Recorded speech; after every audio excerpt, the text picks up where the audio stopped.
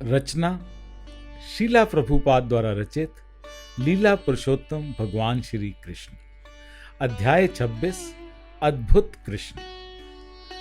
भगवान कृष्ण की लीलाओं की जटिलताओं को समझे बिना तथा उनके असाधारण आध्यात्मिक ऐश्वर्य को जाने बिना सीधे साधे ग्वाले तथा वृंदावन के वासी कृष्ण के अद्भुत कार्यों की चर्चा करने लगे।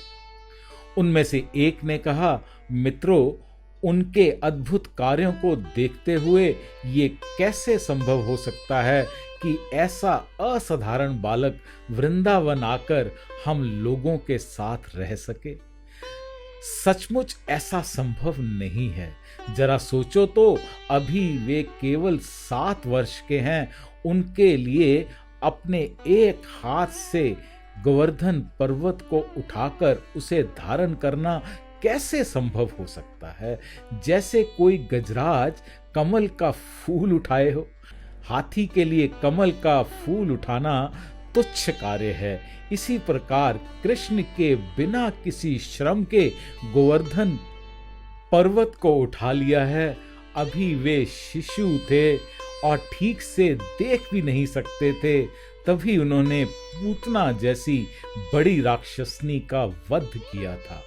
उसका स्तन पान करते हुए उसके प्राण भी चूस लिए। कृष्ण ने पूतना को उसी प्रकार मारा जिस प्रकार समय आने पर शाश्वत काल प्राणी को मारता है। जब वे केवल 3 मास के थे और एक छकड़े के नीचे सो रहे थे, तो माता का दूध पीने के लिए वे रोने लगे और ऊपर की ओर पांव चलाने लगे। उनके छोटे छोटे पांव लगने से वह छकड़ा टूटकर खंड खंड हो गया। जब वे 1 वर्ष के हुए तो बवंडर के वेश में तृणावत असुर उन्हें उड़ाकर आकाश में बहुत ऊंचाई तक ले गया। तब वे उस असुर की गर्दन पर लटक गए और उसे आकाश से नीचे गिरने पर बाध्य कर दिया, जिससे वह तुरंत मर गया। एक बार उनकी माता ने उनकी माखन चोरी से ऊपकर उन्हें लकड़ी के उलूक से बांध दिया, तो वे उस यमला अर्जुन वृक्षों की ओर खींच कर ले गए, जिससे वे वृक्ष पृथ्वी पर गिर पड़े। इस प्रकार एक बार वे अपने बड़े भाई बलराम के साथ बछड़े चरा रहे थे, तो बकासुर नाम का असुर प्रकट हुआ। कृष्ण ने तुरंत ही उस असुर की चोंच के 2 खंड कर दिए। जब वत्सासुर नामक राक्षस कृष्ण के बछड़ों को मारने के उद्देश्य से उनके बीच में घुस आया, तो उन्होंने तुरंत उस असुर को पहचान लिया और उसे मारकर वृक्ष के ऊपर फेंक दिया। जब कृष्ण बलराम सहित लालवन में प्रविष्ट हुए, तो गधे के रूप में धेनुकासुर ने आक्रमण कर दिया। बलराम ने तुरंत ही उनके पिछले पांवों को पकड़कर ताल वृक्ष के ऊपर फेंक दिया।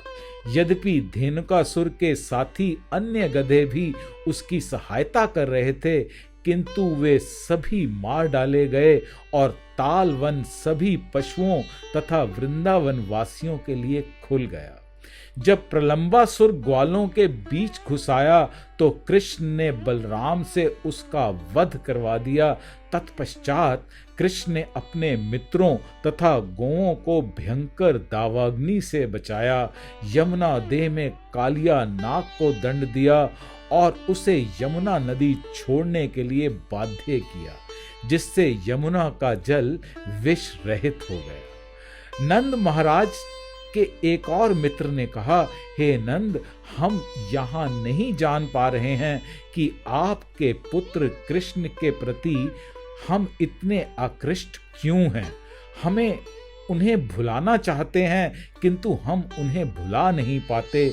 हम उनके प्रति प्राकृतिक रूप से इतने वत्सल क्यों हैं? जरा सोचो तो ये कितना अद्भुत है। कहाँ केवल 7 वर्ष का बालक और कहाँ गोवर्धन जैसा विशाल पर्वत, किंतु उन्होंने इसे इतनी आसानी से उठा लिया। हे नंद, हम अत्यंत सद्गंध हैं।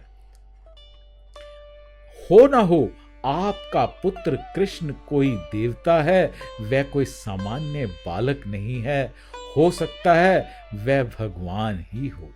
वृंदावन में ग्वालों से कृष्ण की प्रशंसा सुनकर नंद बोले, दोस्तों मैं अपने उत्तर में गर्ग मुनि के वचनों को बताना चाहता हूं, जिससे तुम लोगों का संदेह दूर हो जाए।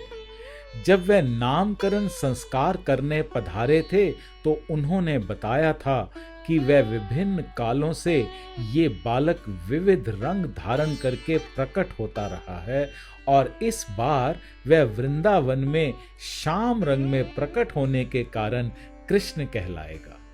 पूर्व जन्म में इसके रंग श्वेत, फिर लाल और पीले थे। उन्होंने ये भी कहा कि ये बालक एक बार वसुदेव का पुत्र भी था, अतः जो भी इसके पूर्व जन्म से परिचित है वह इसे वासुदेव नाम से पुकारता है। वस्तुतः उन्होंने बताया था कि मेरा ये पुत्र अपने गुणों तथा कर्मों के अनुसार अनेक नाम धारण करता है। गर्गाचार्य ने मुझे आश्वस्त किया था कि ये बालक मेरे परिवार के लिए कल्याणकारी होगा और ये वृंदावन में सभी ग्वालों तथा गौओं को दिव्य आनंद प्रदान करेगा।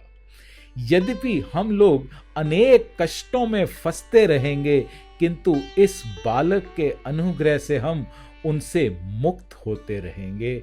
उन्होंने ये भी कहा था कि पूर्व काल में इसने संसार को दुर्व्यवस्था से उबार कर सत्यनिष्ठ पुरुषों को असत्यवादियों के चंगुल से बचाया था। जो भाग्यशाली व्यक्ति इस बालक कृष्ण के प्रति अनुरक्त होगा, उसे उसके शत्रु कभी परास्त नहीं कर पाएंगे।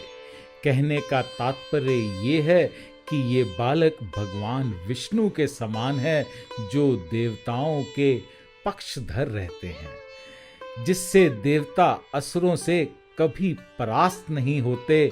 गर्गाचार्य ने निष्कर्ष निकाला कि ये बालक दिव्य रूप, गुण, कर्म, प्रभाव तथा यश में विष्णु के ही अनुरूप होगा। अतः हमें इसके अद्भुत कार्यों से चकित नहीं होना चाहिए। ये कहकर गर्गाचार्य अपने घर चले गए थे और तब से हम इस बालक के अद्भुत कार्यों का अवलोकन करते आ रहे हैं। गर्गाचार्य के कथन अनुसार मैं विचार करता हूँ कि ये अवश्य ही साक्षात नारायण या नारायण के अंश होंगे। जब सब ग्वालों ने नंद महाराज के मुख से गर्गाचार्य के कथनों को ध्यान से सुना तो वे कृष्ण के अद्भुत कार्यों को भली भांति समझ गए और परम प्रसन्न तथा संतुष्ट हुए। वे नंद महाराज की प्रशंसा करने लगे, क्योंकि उनसे बातें करने से कृष्ण के बारे में उनके सब संदेह दूर हो गए। उन्होंने कहा, जो कृष्ण इतने दयालु, सुंदर तथा करुणापूर्ण हैं, वे हमारी रक्षा करें।